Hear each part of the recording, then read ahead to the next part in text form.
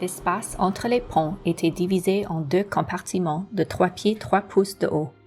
Dans le premier étaient entassées les femmes et les filles, et dans le second, les hommes et les garçons, ce qui donne aux hommes une moyenne de 23 pouces et à chacune des femmes pas plus de 13 pouces.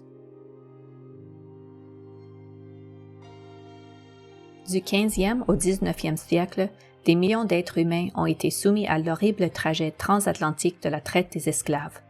Enchaînés dans les ponts inférieurs des bateaux, des gens de l'Afrique étaient transportés tels de la marchandise par des esclavagistes britanniques et européens vers les Amériques et les Antilles.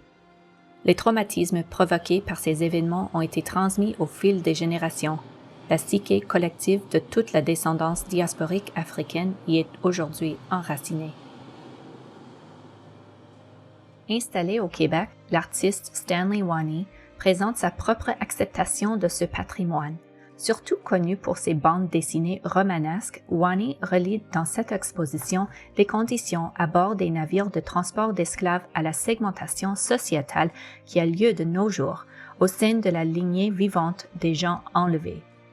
Dans l'installation multimédia de Wani, un enregistrement vidéo immersif des vagues imprévisibles de l'océan Atlantique est joint à des représentations sculptées approximatives des compartiments dans lesquels étaient entreposés des êtres humains sous le pont des navires d'esclaves. Cette séquence de l'océan Atlantique a été filmée à Fort Monroe, à Hampton, en Virginie. Anciennement connu sous le nom de Point Comfort, il s'agit prétendument du premier endroit où des gens africains réduits à l'esclavage ont posé le pied en Amérique du Nord anglaise en 1619, avant que l'esclavage héréditaire à vie ne soit établi plus formellement.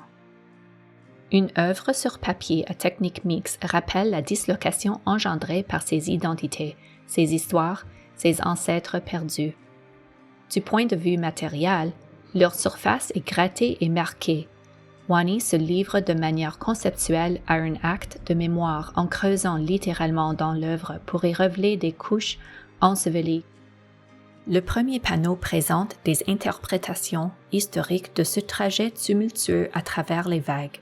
Une figure regarde derrière, vers le bateau, devant, vers l'avenir, et au loin, nous dévisageons d'un œil troublant.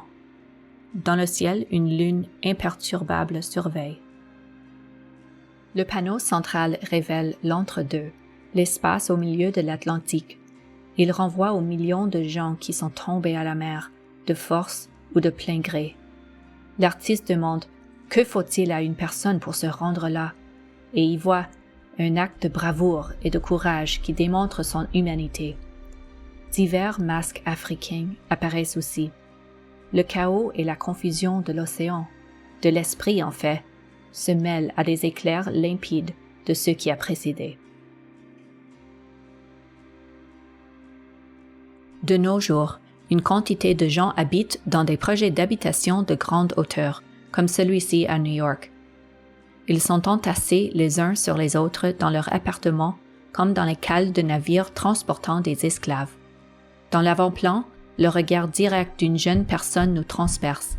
Elle est flanquée de part et d'autre d'une figure qui contemple derrière elle, vers le passé, et d'une autre qui regarde devant elle, vers l'avenir. La lune consigne la constance du temps et la continuité des circonstances. En montrant la corrélation entre ces systèmes hiérarchiques et d'aménagement de l'espace, Wani provoque et encourage une large gamme de réflexions, émotives, intellectuelles, physiques, sur les conditions diasporiques et les effets résiduels de la violence et du mal.